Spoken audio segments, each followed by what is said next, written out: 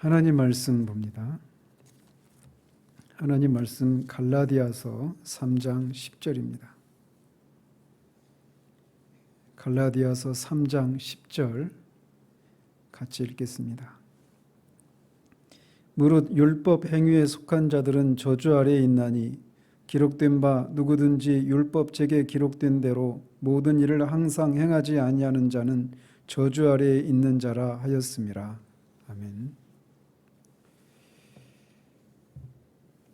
우리는 계속해서 하나님께서 왜 죄인의 죄를 그냥 그분의 사랑과 자비로 용서해 주시지 용서해 주시지 않고 그리스도께서 십자가에 죽으시는 방식으로 죄 용서를 하셔야만 했는가에 대해서 계속 깊이 있게 살피고 있습니다.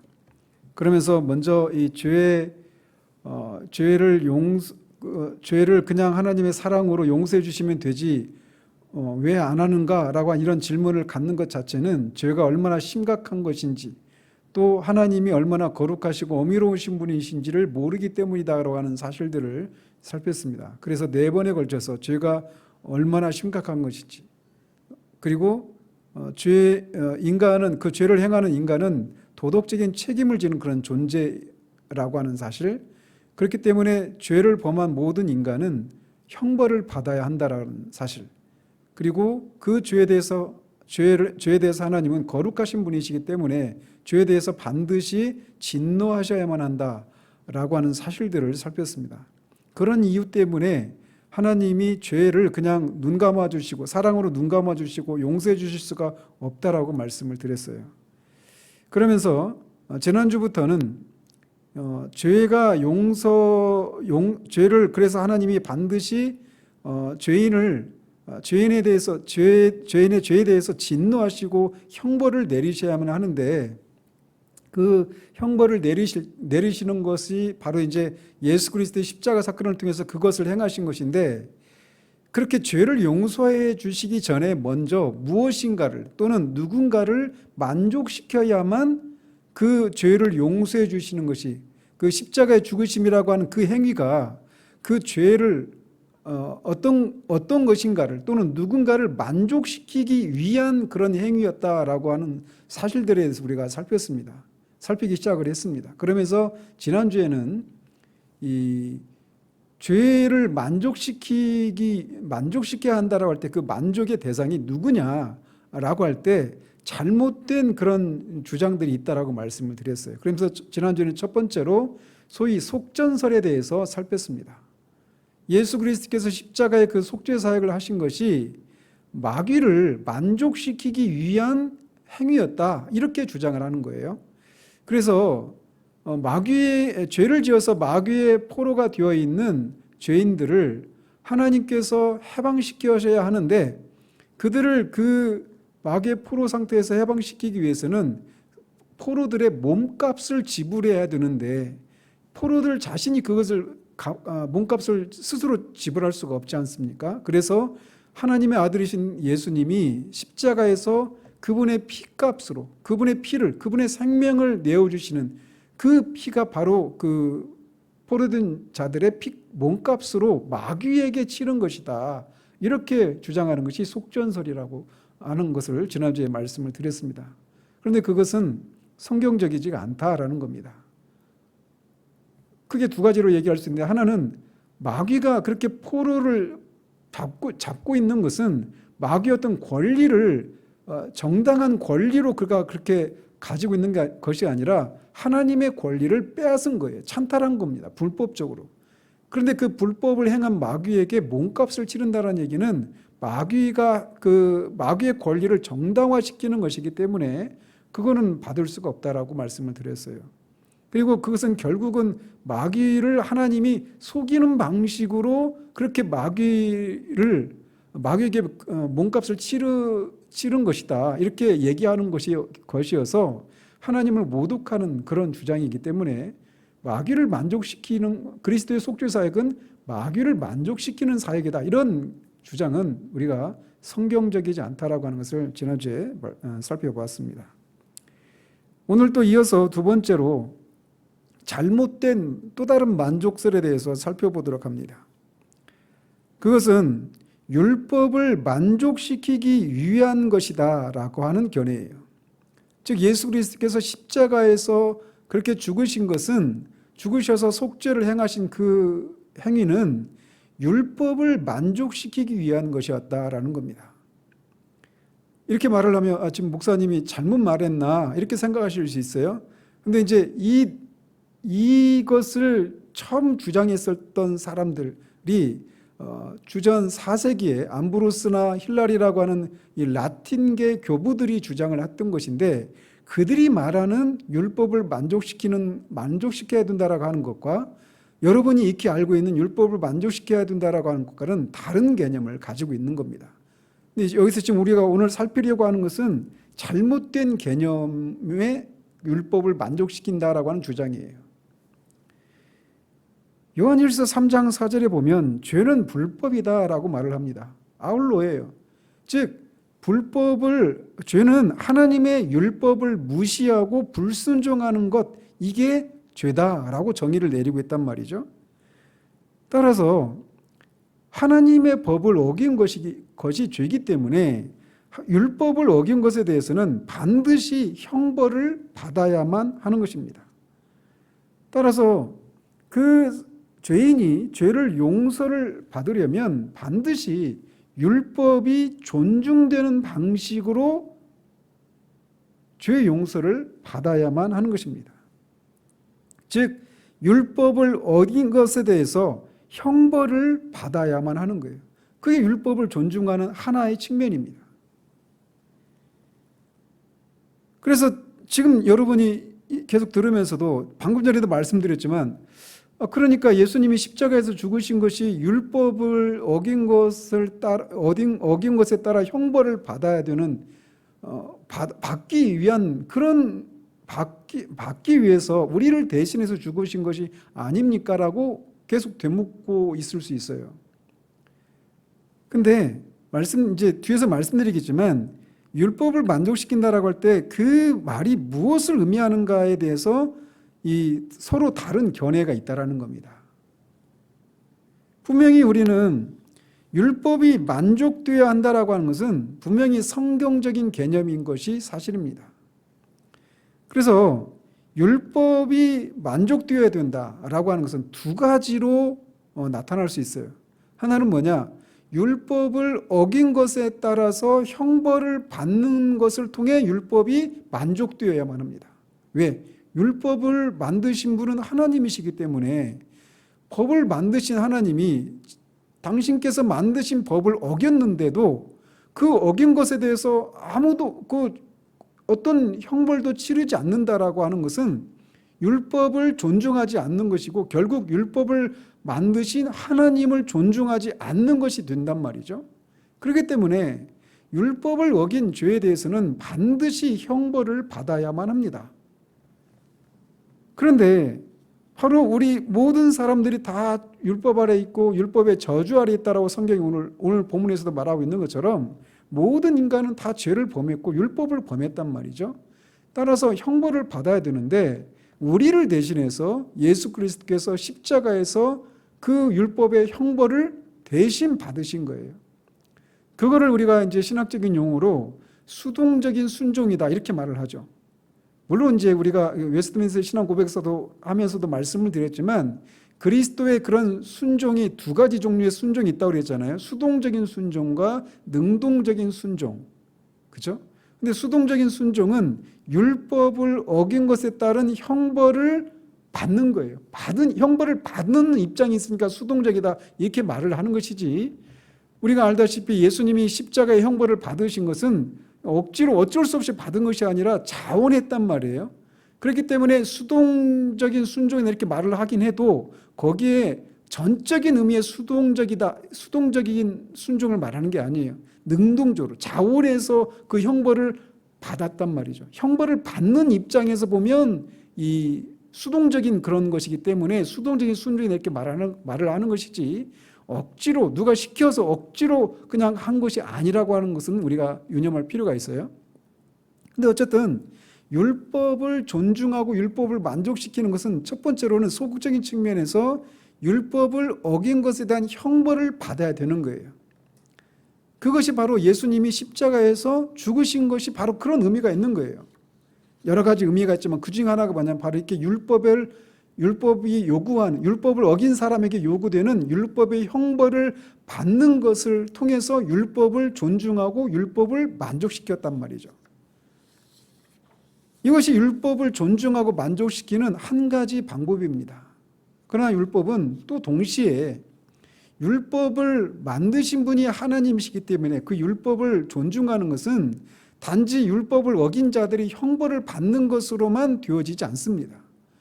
당연히 율법을 어긴 자들에게 형벌을 내리시는 것을 통해 율법이 만족되고 존중되지만 그것이 있어야 하지만 그것으로 충분하지 않아요.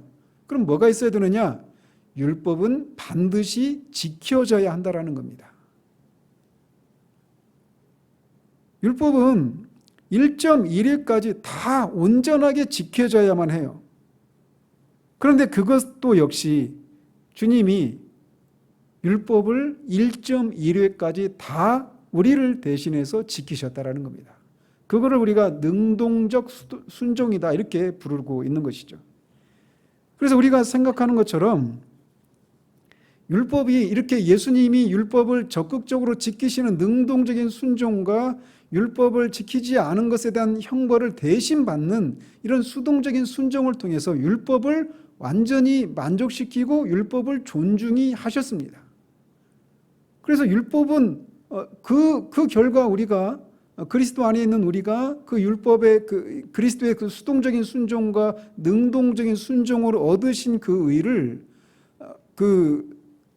수동적인 순종을 통해서 우리가 죄 용서를 받고 능동적인 순종을 통해서 얻으신 의를 우리의 것으로 전가시켜 주시기 때문에 우리가 하나님 앞에 죄 사함을 받고 의롭다 여김을 받을 수 있게 되는 것이죠. 그래서 율법은 반드시 만족되어져야 된다. 이 두 가지 측면에서 이것은 분명한 사실이에요. 그리고 실제로 그리스도께서 그의 삶과 죽으심을 통해서 그 율법을 완전히 만족시키셨단 말이죠.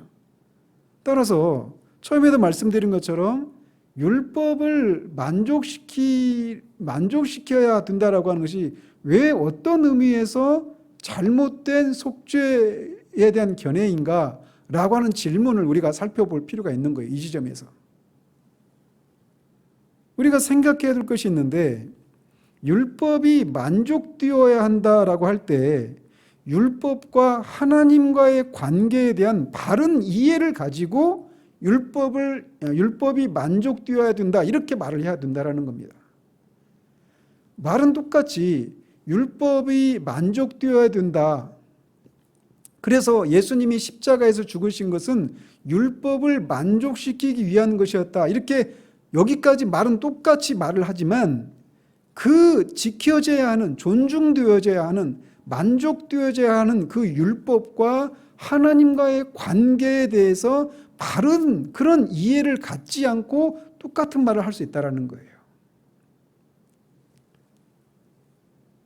이 4세기의 라틴 교부들이 암브로스나 그 힐라리라고 하는 이 라틴 교부가 이 만족설을 얘기했을 때는 우리가 알고 있는 그 율법에 대한 만족 개념이 아니었어요. 그렇다면 그들이 말했던, 그래서 우리가 잘못된 속죄설이다라고 주장하는 율법이 만족되어야 한다라고 말했던 것은 어떤 생각을 가지고 그런 말을 했을까라는 것을 살펴볼 필요가 있다는 겁니다. 그것을 잘 설명해 주는 장면이 나오는데 그것은 다니엘서 6장에 나오는 사건입니다. 다니엘서 6장에 보면 이제 그 다니엘서 5장에서 벨드사살 왕이 그 벽에 지금 제가 그 말이 지금 생각이 안 나서 메네메네 데겔 우바르신이라고 하는 그 글자가 쓰여졌잖아요. 그거를 이제 이 다니엘이 해석을 해주죠. 그리고 그날 밤에 벨드사살 왕이 죽습니다. 그리고 이은 왕이 다리오 왕인데 그때부터 이제 메대와 페르시아 왕국이 시작이 되는 거예요. 그런데 이 다리오 왕이 이 메대의 왕이 되어서 이제 120도나 되는 그 지역을 효과적으로 다스리기 위해서 120명의 방백들을 세워서 그 120 지방을 다스리게 합니다. 그리고 그 120명의 방백들을 다스릴 3명의 총리를 세워요. 그리고 그 3명의 총리 중에 한 명이 다니엘 선지자였습니다. 그런데 다니엘이 워낙 하나님이 주신 지혜를 따라서 경건하고 명민했기 때문에, 능력이 탁월했기 때문에 이 3명의 총리들보다 훨씬, 이 나머지 2명의 총리들보다 훨씬 능력이 뛰어났었습니다. 그래서 다리오 왕이 그 3명의 총리 중에서도 다니엘을 더 높은 지위에 앉히게 되죠. 그러니까 이제 다니엘은 이방인이지 않습니까? 이방인인데 이방인이 와서 이 왕 다음 가는 총리의 자리에 앉게 되니까 이 자국의 다른 신하들은 시기심이 막 생겨나는 것이죠. 그래서 다니엘을 이제 고발하기 위해서 막 틈을 엿보는 겁니다. 그런데 다니엘이 워낙 어떤 것으로도 흠잡을 데가 없이 그렇게 완벽하게 일을 행하는 거예요. 그래서 그들이 고심고심하다가 다니엘의 사생활을 자꾸 살펴보니까 한 가지, 하나님의 율법으로 고발하는 것 아니고는 다니엘을 고발할 거리가 없구나라고 하는 사실들을 깨닫게 됩니다. 그래서 다리오 왕에게 한 가지 법령을 세우자고 그렇게 꼬드깁니다. 그게 뭐냐? 이 30일 동안, 이제부터 30일 동안 이 왕 위에 어떤 신에게나 사람에게 무엇을 구하면 사자굴에 넣게 한다라고 하는 그런 법을 만들자고 그렇게 꼬드깁니다. 오직 다리오 왕에게만 구해야 하는 거예요. 그러니까 다리오 왕을 신으로 만드는 거죠. 그래서 그런 금령을 세우고 그 조서에 왕의 도장을 찍어서 메대와 바사에 고치지 아니하는 규례를 따라서 그거를 고치지 못하게 해달라고 그렇게 탄원을 합니다. 이게 어리석은 다리오 왕이 그거를 덥석 받죠. 그래서 이제 30일 동안 다리오 왕에게만 구해야 되는 거예요. 이방 신에게나 어떤 다른 신에게 기도하거나 하면 이제 사자굴에 던져지게 된다라고 하는 그런 법령을 만듭니다. 그런데 다니엘이 그 법령이 만들어진 것을 뻔히 알매도 불구하고 매일의 그가 행해왔던 대로 예루살렘을 향해서 하루에 3번, 그렇게 예루살렘을 향해서 3번 기도를 하는 그 일을 계속합니다. 그러니까 다니엘의 그 법을 만들자라고 촉구했던 그 신하들은 다니엘이 그런 일을 하고 있는 사람이라고 하는 것을 알고 다니엘을 고발하기 위해서 그 법령을 만든 거죠. 그런데 그 법령이 만들어진 이후에도 말씀드린 것처럼 다니엘은 그렇게 하루 3번 이 예루살렘을 향해서 기도합니다. 그리고 사자굴에 던져지게 되는데 다니엘이 그 사실을 이 신하들이 다리오 왕에게 말했을 때 다리오 왕이 막 근심을 합니다. 왜? 다니엘을 너무나 아끼거든요. 그래서 그를 죽이고 싶지가 않은 거예요. 사자굴에 던져내면 바로 죽는데 죽이고 싶지가 않은 겁니다. 그래서 전전긍긍을 하는 겁니다. 그런데 계속 신하들이 와가지고 계속 그 왕이 만든 그 법은 누구도 고칠 수가 없는 거 아니냐. 이건 반드시 지켜야 된다라고 말하면서 계속 다니엘을 그 법에 따라서 사자굴에 집어넣으라고 계속 촉구를 합니다. 그러다가 결국은 이제 해가 질 때까지 기다리다가 결국 어쩔 수 없이 다니엘을 사자굴에 집어넣습니다. 그리고 그 결말은 우리가 알죠. 그런데 지금 제가 살펴보려고 하는 것은 바로 그거예요. 다리오 왕이 만든 법과 다리오 왕과의 관계와 하나님이 만드신 율법과 하나님의 관계를 같은 것으로 생각해서는 안 된다라고 말씀을 드리는 겁니다. 다리오 왕은 자신이 만든 법을 존중하고 그 법을 만족시키기 위해서 다니엘을 사자굴에 집어넣을 수밖에 없었어요. 다니엘을 구해내고 싶었지만 다리오 왕 자신도 자신이 만든 법에 구속되어서 그 법을 지킬 수밖에 없었기 때문에, 그리고 그 법을 지키는 방법은 다니엘을 사자굴에 집어넣는 것 이외에는 없었어요. 그건 선택의 여지가 없었죠. 그래서 어쩔 수 없이 다리오 왕도 자신이 만든 법을 만족시키고 그 법을 존중하기 위해서 다니엘을 구하고 싶었지만 어쩔 수 없이 죽였다라는 것이죠.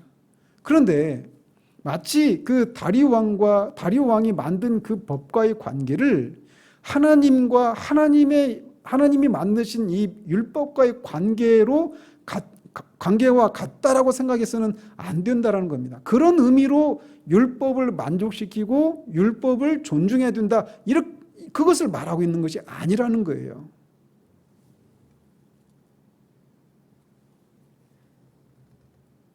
우리가 율법을 만족시키기 위해서 십자가에서 그리스도께서 죽어야 했다라고 말할 때 주의할 지점이 바로 이 지점이라는 겁니다. 제가 말씀드리려고 하는 게 바로 이거예요. 4세기의 라틴 교보들이 말했던 율법을 만족시키기 위한 것이었다. 뭐가? 그리스도의 십자가에서 죽으심이. 그리스도께서 십자가에 죽으신 것은 율법을 만족시키기 위한 것이었다. 근데 그렇게만 말하면 맞는데, 그 율법을 만족시킨다라고 말할 때 그들이 갖고 있었던 하나님과 율법과의 관계를 마치 다리오 왕이 만든 그 법과의 관계와 같은 것으로 생각하고 그런 말을 하고 있다라고 하는 면에서 율법을 만족시키기 위한 것이다라고 주장하는 것은 옳지 않다라고 말씀을 드리는 거예요. 분명히 우리는 하나님께서 죄인을 용서하시기 위해서는 먼저 율법을 만족시켜야 한다라고 말할 수 있습니다. 그렇지만 하나님의 율법을 세상의 시민법이나 또는 자연 법칙처럼 생각해서는 안 된다라고 하는 사실이에요. 다리오 왕은 자신이 왕이지만 자신이 세운 법을 지켜야만 합니다. 지금 지구상에 자신이 그 세운 법을 지키지 않고 법 위에 있는 사람, 유일한 사람이 있죠. 김일성, 김정은이죠. 교시가 법 위에 있어요. 헌법 위에 있단 말이죠. 그 비정상적인 그런 집단 말고 세상의 모든 시민법은 그 법을 만든 사람들이라 할지라도, 왕이라 할지라도 그 법을 지켜야만 합니다. 독재자라도 그 법을 따라서 통치를 하는 거예요. 그러나 그 다리오 왕도 그래서 자신이 세운 법을 그는 지켜야만 했습니다. 다리오 왕이 자기가 법을 만들고도 그 법에 자신이 구속을 받고 있는 거예요. 그러나 그가 세운 법령은 어리석고 성급한 것이었습니다. 거기에는 어떤 종교적인 그런 양심에 관한 조항이 없었어요. 그 결과 자신이 정죄하기를 원하지 않았던 다니엘을 정죄를 해서 죽여야만 하는 그런 실수를 범하고 말았던 거죠. 하나님이 죄인을 용서해 주시기 위해서 하나님의 아들 예수 그리스도를 십자가에서 죽이신 것은 바로 이렇게 하나님이 만드신 법에 하나님도 구속을 받으시기 때문에, 즉 다리오 왕이 만든 법에 다리오 왕이 구속을 받고 있는 것처럼 하나님도 그런 입장이기 때문에 아들을 죽이기를 원하지 않지만 다리오 왕이 다니엘을 구하기 위해서 식음을 전폐하고 전전긍긍하는 것처럼 어떤 다른 방법을 구하려고 하지만 도무지 방법이 없기 때문에 어쩔 수 없이 그 법에 복종을 해서 그렇게 법을 시행했던 것처럼 그렇게 하신 것이 아니라는 거예요. 하나님의 율법을 이런 시민법과 같은 것으로 생각해서는 안 된다는 겁니다. 시민법은 반드시 지켜져야 되고 만족되어져야 하고 존중되어야 합니다.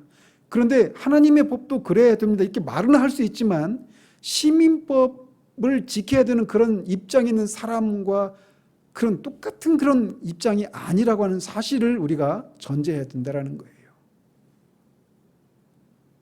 마찬가지로 하나님의 도덕법인 율법을 자연 법칙과 같은 것으로도 생각해서는 안 됩니다.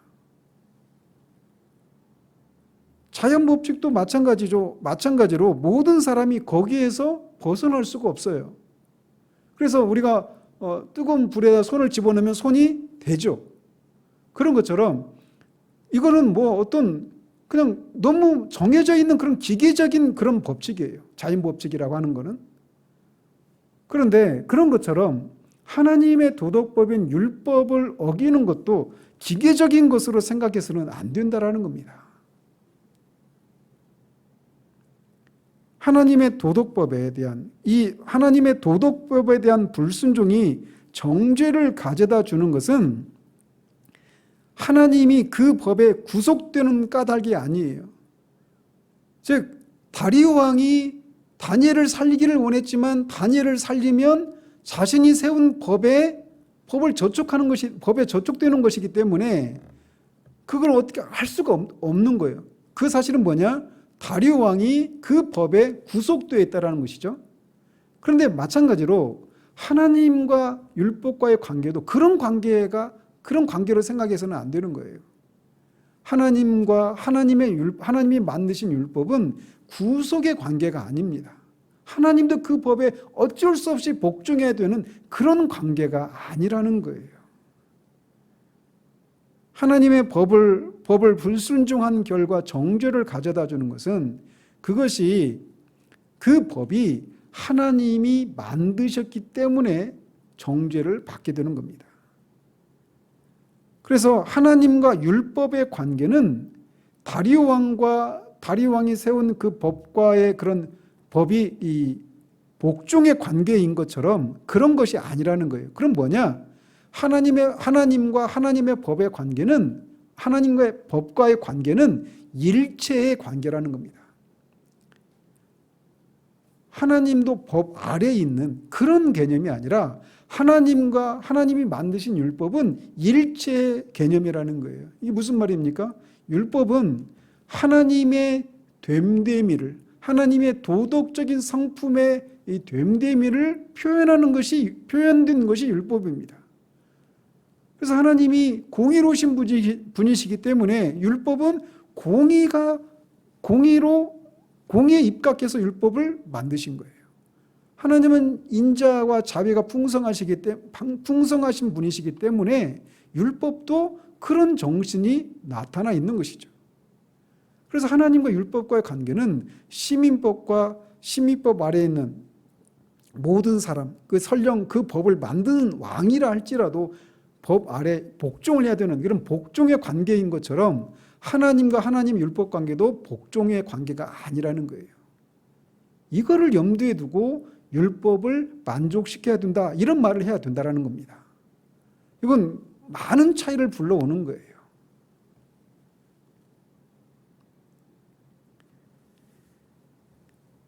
그래서 하나님과 율법과의 그 관계는 일체 관계이기 때문에 관계이고 하나님이 그것을 만드셨기 때문에 그 율법은 반드시 만족되어져야 하는 거예요.